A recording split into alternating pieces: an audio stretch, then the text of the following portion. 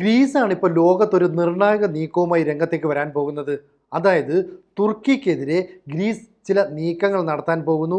India അവർക്ക് സാമ്പത്തികപരമായിട്ട് ആയുധങ്ങൾ നൽകിയൊക്കെ ഒരു സഹകരണം പുലർത്താൻ പോകുന്നു. അപ്പോൾ കഴിഞ്ഞ 2 വർഷങ്ങളായിട്ട് ഇന്ത്യയും ഗ്രീസും തമ്മിലുള്ള ബന്ധം കൂടുതൽ സ്ട്രോങ് ആയിട്ട് വരികയാണ്. 2023 ഓഗസ്റ്റിൽ ഇന്ത്യൻ പ്രധാനമന്ത്രി നരേന്ദ്രമോദി ഏതൻസ് സന്ദർശിച്ചു. 2024 ഫെബ്രുവരി ആയപ്പോൾ ഗ്രീക്ക് പ്രധാനമന്ത്രി മിറിയാക്കോ മിസോട്ടോക്കിസ് ഇന്ത്യ സന്ദർശിച്ചു. ഇതോടുകൂടിയാണ് ഇരു രാജ്യങ്ങളും തമ്മിൽ സൈനിക മേഖലയിൽ, നയതന്ത്ര മേഖലയിലൊക്കെ ബന്ധം കൂടുതൽ ദൃഢമാക്കാൻ തീരുമാനിച്ചത്. ഒപ്പം വ്യാപാര ബന്ധങ്ങളും ശക്തമാക്കുന്നു. അപ്പോൾ ഇന്ത്യയും ഗ്രീസും തമ്മിൽ പുരാതന കാലം മുതൽ തന്നെ നല്ല ബന്ധമുണ്ട്. അതിന് ചരിത്രാതീത കാലത്തെ പഴക്കമുണ്ട്. പക്ഷേ ഇരു രാജ്യങ്ങളും അത് വേണ്ട രീതിയിൽ ഉപയോഗപ്പെടുത്തിയില്ല. അവിടേക്കാണ് ഇന്ത്യൻ സുരക്ഷാ ഉപദേഷ്ടാവായ അജിത് ഡോവൽ കടന്നു വരുന്നത്. അജിത് ഡോവലിൻ്റെ നിർദ്ദേശപ്രകാരം ഇരു രാജ്യങ്ങളിലെയും NSA ഉദ്യോഗസ്ഥർ പരസ്പരം ഇരു രാജ്യങ്ങൾ സന്ദർശിക്കുന്നു, ചില കാര്യങ്ങളിൽ തീരുമാനങ്ങൾ എടുക്കുന്നു, അജണ്ടകൾ സെറ്റ് ചെയ്യുന്നു. പ്രധാനമായിട്ടും ഭീകരതയ്ക്കെതിരെ, അതുപോലെ തന്നെ സമുദ്ര സുരക്ഷാ ആശങ്കകൾ പരിഹരിക്കുക എന്നതുമായി ബന്ധപ്പെട്ട്. അപ്പോൾ ഇത്തരത്തിലൊക്കെ നീക്കങ്ങൾ നടത്തുന്നത് ഇന്ത്യൻ പ്രധാനമന്ത്രി നരേന്ദ്രമോദിയുടെ പ്രത്യേക നിർദ്ദേശപ്രകാരമാണ്. അപ്പോൾ പാകിസ്ഥാൻ ഉൾപ്പെടെയുള്ള ഭീകര ആക്രമണം ശക്തമായി, അതായത് പഹൽഗാം പ്രശ്നങ്ങളൊക്കെ ഉണ്ടായതിനു ശേഷം ഇന്ത്യയും ഗ്രീസും അതുപോലെ തന്നെ ഇസ്രായേലും ചേർന്ന് പുതിയൊരു അച്ചുതണ്ട് രൂപപ്പെടുകയാണ്. കാരണം എന്ന് പറയുന്നത് ഇന്ത്യയുടെ ശത്രു എന്ന് പറയുന്നത് പാകിസ്ഥാനാണ്. അവരാണ് ഭീകരവാദത്തെ പ്രോത്സാഹിപ്പിക്കുന്നത്, ഇന്ത്യയിലേക്ക് ഭീകരവാദികളെ നുഴഞ്ഞു കയറ്റാൻ സഹായിക്കുന്നത്. ഇവർക്ക് സഹായം നൽകുന്നതായിക്കോട്ടെ പാകിസ്ഥാൻ ഗവൺമെൻറ്റും പാകിസ്ഥാൻ ആർമിയുമാണ്. ഇതുപോലെ തന്നെയാണ് ഈ ഇസ്രായേൽ എന്ന് പറയുന്ന രാജ്യം നേരിടുന്ന പ്രതിസന്ധി. കാരണം ഇസ്രായേൽ ഏറ്റവും കൂടുതൽ ഭീകരരെ നേരിടുന്നത് ലെബനനിൽ നിന്നുള്ളവരെയാണ്. ഒപ്പം ഈ പറയുന്ന ഗസയിലും അതുപോലെ തന്നെ പലസ്തീനിലുമുള്ള ചില ഭീകര ഗ്രൂപ്പുകളുണ്ട്, ഇവരുടെയും ഭീഷണി നേരിടുന്നുണ്ട്. ഈ രണ്ട് കൂട്ടർക്കും ആയുധവും പണവും എത്തിച്ചു നൽകുന്നത് തുർക്കിയാണ്. അപ്പോൾ പാകിസ്ഥാനിലും ലെബനനിലുമൊക്കെ തുർക്കി ഇടപാടുകൾ നടത്തുകയും ഒരേപോലെയുള്ള ശത്രുക്കൾ ഇന്ത്യയിലെയും അതുപോലെ തന്നെ ഇസ്രായേലും സൃഷ്ടിച്ചു. ഇനി ഇതേ ശത്രുക്കൾ ഗ്രീക്കിനും ഭീഷണിയാണ്. അപ്പോൾ ഗ്രീസ് ജനതയ്ക്കും ഈ പറയുന്ന ലെബനനിൽ നിന്ന് അതുപോലെ തന്നെ പലസ്തീൻ്റെ ചില ഭാഗങ്ങളിൽ നിന്നുള്ള ഗ്രൂപ്പുകളുടെ സാന്നിധ്യമുണ്ട്. ഇവിടെയും ശത്രുതാപക്ഷത്ത് നിൽക്കുന്നത് തുർക്കിയാണ്. അപ്പോൾ 3 രാജ്യങ്ങളും തുർക്കിക്കെതിരായിട്ടുള്ള നിലപാട് സ്വീകരിക്കുന്നു. 3 രാജ്യങ്ങളും ഒരുപോലെ ഭീഷണി നേരിടുന്നു. 3 രാജ്യങ്ങൾക്കും ചരിത്രാതീത കാലം മുതൽ തന്നെ വലിയ പാരമ്പര്യമുണ്ട്. നമുക്കറിയാം, ഇപ്പോൾ ഇന്ത്യയെ സംബന്ധിച്ച് ഏറെ പാരമ്പര്യം അവകാശപ്പെടുന്ന ഒരു രാജ്യമാണ്. ഏതാണ്ട് 5000 വർഷത്തോളം പഴക്കമുള്ള ഒരു സംസ്കാരം നമുക്കുണ്ട്. അതുപോലെ തന്നെ ഇസ്രായേലിന് ഏതാണ്ട് 3000-ലധികം വർഷം പഴക്കമുള്ള ഒരു സംസ്കാരത്തിന് ഉടമകളാണ്. അതുപോലെ ഗ്രീക്ക്, പുരാതന കാലം മുതൽ തന്നെ ഗ്രീക്കുമായി ബന്ധപ്പെട്ട ഒരുപാട് കാര്യങ്ങൾ നാം കേൾക്കുകയും പഠിക്കുകയും ഒക്കെ ചെയ്താണ്. ഇത്തരത്തിലുള്ള പഴയ സംസ്കാരങ്ങൾ പേറുന്ന 3 രാജ്യങ്ങൾ ചില പ്രത്യേക ആവശ്യങ്ങൾക്കായി ഒന്നിച്ചു കൂടുന്നു. ഇവർ സൈനിക മേഖലയിൽ സഹകരണം ശക്തമാക്കുന്നു, ആഭ്യന്തര സുരക്ഷയിൽ ചില ഒത്തുതീർപ്പിലെത്തുന്നു. സൈബർ സുരക്ഷ എന്ന് പറഞ്ഞാൽ സെക്യൂരിറ്റിയുമായി ബന്ധപ്പെട്ട കാര്യങ്ങൾ പരസ്പരം ഷെയർ ചെയ്യാൻ തീരുമാനിക്കുന്നു. ഇങ്ങനെ വരുമ്പോൾ ശരിക്കും പറഞ്ഞാൽ തുർക്കി പ്രതിരോധത്തിലാവുന്നു. കാരണം ഈ തുർക്കിയും അസർബൈജാനും അർമേനിയ എന്ന് പറയുന്ന രാജ്യത്തെ വലിയ തോതിൽ ഉപദ്രവിച്ചു. അന്ന് ഇന്ത്യയാണ് അർമേനിയയ്ക്ക് വ്യോമ പ്രതിരോധ സംവിധാനവും ആയുധങ്ങളും മിസൈലും ഒക്കെ നൽകിയത്. അന്നു മുതൽ തന്നെ തുർക്കിക്കും അസർബൈജാനും ഇന്ത്യയോട് അത്ര ഇഷ്ടമല്ല, വലിയ നീരസമാണ്. അതാണ് ഈ പാകിസ്ഥാൻ ഇന്ത്യ സംഘർഷത്തിൽ തുർക്കി വൻതോതിൽ ആയുധങ്ങളും ഡ്രോണുകളും ഒക്കെ പാകിസ്ഥാന് നൽകാൻ കാരണം. ഇവിടെ ഗ്രീസ് ഒരു പ്രത്യക്ഷ നിലപാടെടുത്തിരിക്കുന്നു. അതായത് നിങ്ങൾ ഇനി ഒരു കാരണവശാലും ഈ പറയുന്ന തുർക്കിയിലേക്ക് വിനോദസഞ്ചാരത്തിനോ മറ്റാവശ്യങ്ങൾക്കോ പോകരുത്, നിങ്ങൾക്ക് ഗ്രീസിലേക്ക് വരാം, ഏതൻസിലേക്ക് വരാം. അപ്പോൾ തുർക്കിയുടെ പ്രത്യേകത ഏഷ്യയും യൂറോപ്പും തമ്മിലുള്ള കവാടമെന്നാണ് തുർക്കി അറിയപ്പെടുന്നത്. അതായത് ഇന്ത്യ ഉൾപ്പെടെയുള്ള ഏഷ്യൻ രാജ്യങ്ങളിൽ നിന്ന് ആളുകൾ അല്ലെങ്കിൽ വ്യാപാര ബന്ധത്തിനൊക്കെ പുറപ്പെടുമ്പോൾ ഇവർ നേരെ ചെല്ലുന്നത് തുർക്കിയിലേക്കാണ്, ഇസ്താംബൂളിലേക്കാണ്. അവിടെ നിന്നായിരിക്കും ഇവർ തിരിഞ്ഞു പോകുന്നത്. ഇനി അത് വേണ്ട, ആ രാജ്യത്തേക്ക് പോകരുത്, അവർ അപകടകാരികളാണെന്ന് ഗ്രീക്ക് പ്രത്യക്ഷമായ നിലപാട് സ്വീകരിക്കുന്നു. എന്ന് പറഞ്ഞാൽ തുർക്കിക്കെതിരെ ഒരു യുദ്ധപ്രഖ്യാപനം നടത്തുന്നു. ഇവിടെ സഹായവുമായി എത്തുന്ന ഇന്ത്യയാണ്, ഇപ്പുറത്ത് ഇസ്രായേലിൻ്റെ സഹായവുമുണ്ട്. ഇങ്ങനെ വരുമ്പോൾ തുർക്കിയെ ഒന്ന് ശ്വാസം മുട്ടിക്കാനായിട്ട് നമ്മളങ്ങ് തീരുമാനിക്കുകയാണ്. ഇതുമാത്രമല്ല, 3 രാജ്യങ്ങളുടെയും പൊതുശത്രു എന്ന് പറയുന്നത് ഭീകരവാദമാണ്. ഈ ഭീകരവാദത്തിന് സാമ്പത്തികമായിട്ടും സൈനികപരമായിട്ടും സഹായം ചെയ്യുന്നത് തുർക്കിയാണെങ്കിൽ തുർക്കിക്കെതിരെ നടപടിയെടുക്കാമെന്ന് എല്ലാവരോടും അങ്ങ് തീരുമാനിക്കുന്നു. ഇപ്പോൾ ഇന്ത്യയെ സംബന്ധിച്ച് യൂറോപ്പിലേക്ക് കടക്കണമെങ്കിൽ ചില തുറമുഖങ്ങളുടെ സഹായം വേണം. അപ്പോൾ ഗ്രീക്കിലെ തുറമുഖങ്ങളെല്ലാം തന്നെ ഇന്ത്യക്കുള്ള ഒരു പ്രവേശന കവാടമായി മാറുന്നു. അപ്പോൾ ഇന്ത്യയെ സംബന്ധിച്ചിടത്തോളം ഗ്രീക്കുമായിട്ടുള്ള കൂട്ടുകെട്ട് വലിയ ഗുണം ചെയ്യും. എന്താണെന്ന് പറഞ്ഞാൽ ഈ ഇന്ത്യയും ഗ്രീക്ക് എന്ന് പറയുന്നത് ഇപ്പം യൂറോപ്യൻ യൂണിയൻ അംഗമാണ്, അതുപോലെ തന്നെ നാറ്റോയിൽ അംഗമാണ്. അവിടെ വേണമെങ്കിൽ ഇന്ത്യയുടെ ഒരു വിശ്വസ്ത പങ്കാളിയായിട്ട് ഗ്രീക്കിനെ കരുതാൻ പറ്റും. ഇവിടേക്കാണ് നമ്മുടെ അജിത് ഡോവലിൻ്റെ നേതൃത്വത്തിലുള്ള ചില ഇടപാടുകൾ നടത്തുന്നത്. അതായത് സൈനിക മേഖലയിൽ സഹകരണം ശക്തിപ്പെടുത്തുക എന്നുള്ളത് വളരെ നിർബന്ധമാണ്. അതുകൊണ്ട് ഗ്രീസുമായിട്ട് വലിയ സാമ്യമുള്ള രാജ്യമാണ് ഇന്ത്യ.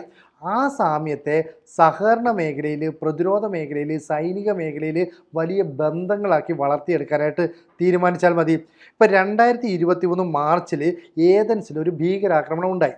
അന്ന് ഈ ആക്രമണത്തെ തടയാനായിട്ട് മുന്നിൽ നിന്നത് ഇസ്രയേലിൽ നിന്നുള്ള മൊസാദ് എന്ന് പറയുന്ന രഹസ്യാന്വേഷണ ഏജൻസിയാണ്. അപ്പോൾ മൊസാദും ഈ ഗ്രീസും തമ്മിൽ ചേർന്നുകൊണ്ട് ഈ ഭീകരാക്രമണ ശ്രമത്തെ തടഞ്ഞു. പക്ഷേ 2 പാകിസ്ഥാൻകാർ പിടിയിലായി. അന്നേരമാണ് മനസ്സിലായത് ഈ ഭീകരവാദത്തെ കയറ്റിവിടുന്നത് പാകിസ്ഥാനാണെന്ന്. ഇപ്പോൾ പഹൽഗാം സംഭവം ഉണ്ടായപ്പോഴും ഇന്ത്യ പ്രത്യക്ഷ നിലപാടെടുക്കുകയും പാകിസ്ഥാനെതിരെ ആക്രമണം നടത്തുകയും ചെയ്തു. ഈ ആക്രമണങ്ങളുടെ, ഭീകരവാദങ്ങളുടെയൊക്കെ പശ്ചാത്തലത്തിൽ നമ്മുടെ NSA ആയ അജിത് ഡോവൽ 2024 അവിടുത്തെ സൈനിക ഉപദേഷ്ടാവായ അത്നോസിയോസ് ഡോക്കോസുമായിട്ട് ഒരു കൂടിക്കാഴ്ച നടത്തി. ആ കൂടിക്കാഴ്ചയ്ക്ക് ശേഷം നമ്മുടെ തന്നെ ലഫ്റ്റനൻറ്റ് ജനറലായ DS റാണ അവിടേക്ക് സന്ദർശനത്തിൽ നടത്തി. അതായത് ഇന്ത്യൻ പ്രതിരോധ ഇൻ്റലിജൻസ് മേധാവി എന്ന പദവിയിലിരിക്കുമ്പോഴാണ് റാണ ഈ സന്ദർശനം നടത്തുന്നത്. അങ്ങനെ ഇന്ത്യയുമായിട്ട് ഇത്തരത്തിൽ ആശയവിനിമയം നടത്താനും അതുപോലെ അന്വേഷണ വിവരങ്ങൾ പരസ്പരം ഷെയർ ചെയ്യാനുള്ള തീരുമാനം ഗ്രീസ് നടത്തിയിട്ടുണ്ട്. ഇതാണ് ഇന്ത്യക്ക് ഗുണകരമായി മാറുന്നത്. അപ്പോൾ സൈനിക മേഖലയിൽ മാത്രമല്ല, വ്യാപാര മേഖലയിലും ടൂറിസം മേഖലയിലും ഉൾപ്പെടെ വലിയൊരു ബന്ധം ഇന്ത്യയും ഇസ്രയേലും ഗ്രീക്കും തമ്മിൽ ഉണ്ടാക്കുന്നു. അപ്പോൾ ഗ്രീസാണ് ഇനി ഈ യൂറോപ്യൻ രാജ്യങ്ങളിലേക്ക് പോകുമ്പോൾ ഒരു പ്രധാന ഇടത്താവളമായി മാറാൻ പോകുന്നത്. ഇത് തുർക്കിക്ക് വലിയ ഭീഷണിയാണ്. കാരണം അർമേനിയക്ക് ആയുധങ്ങൾ നൽകിയതുപോലെ ഒരുപക്ഷെ ധാരാളം ആയുധങ്ങൾ ഇനി നമ്മൾ ഗ്രീസിനും നൽകും.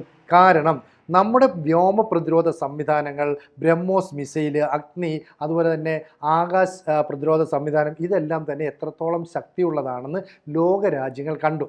ഇത്രയും ശക്തിയുള്ള ആയുധങ്ങൾ ഒരു പക്ഷേ ഇന്ത്യയിൽ നിന്ന് വാങ്ങിക്കുന്ന യൂറോപ്യൻ രാജ്യങ്ങളുടെ പട്ടികയിൽ ഗ്രീസും വരും. എന്ന് പറഞ്ഞാൽ ഏറ്റവും അധികം ആയുധങ്ങൾ വാങ്ങുന്ന യൂറോപ്യൻ രാജ്യമായി ഗ്രീസ് മാറാൻ വലിയ താമസമില്ല. പണ്ട് നമ്മൾ GPS ഉൾപ്പെടെയുള്ള ആയുധങ്ങളൊക്കെ ഇസ്രയേലിൽ നിന്ന് വാങ്ങുമായിരുന്നു. പക്ഷേ ഇപ്പോൾ ഇന്ത്യയുമായിട്ട് കരാറിലേക്ക് ഏർപ്പെടാൻ ഇസ്രയേൽ തയ്യാറായി. എന്ന് പറഞ്ഞാൽ ഇസ്രയേലിലേക്ക് നമ്മൾ ആയുധ വിൽപ്പന നടത്തും.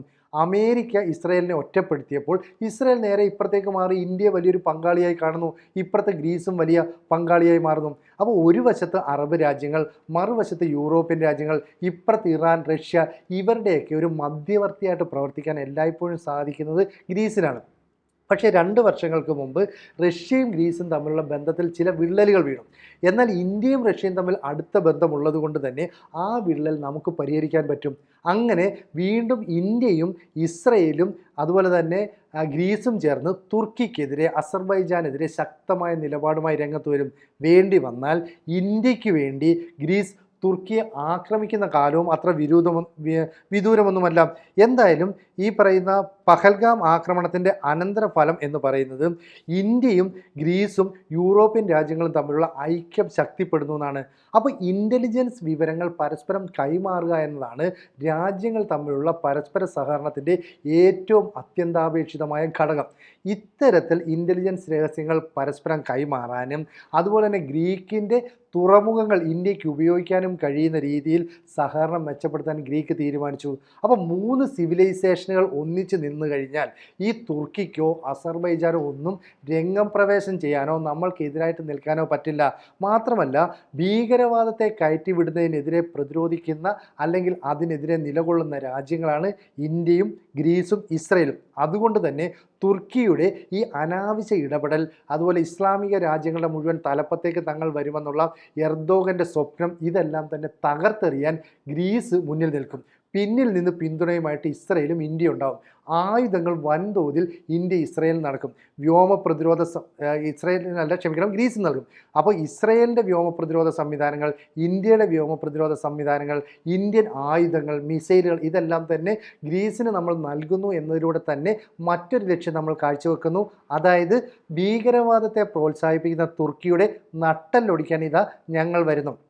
എന്ന് പറഞ്ഞാൽ എല്ലായ്പ്പോഴും ഗ്രീസ് തുർക്കിക്ക് വലിയൊരു ഭീഷണിയായി ഇനി മാറും. അവിടേക്കുള്ള ടൂറിസം മേഖലയ്ക്ക് ഭീഷണിയായിട്ട് മാറും, കയറ്റുമതി മേഖലയ്ക്ക് ഭീഷണിയായിട്ട് മാറും. എന്തിന്?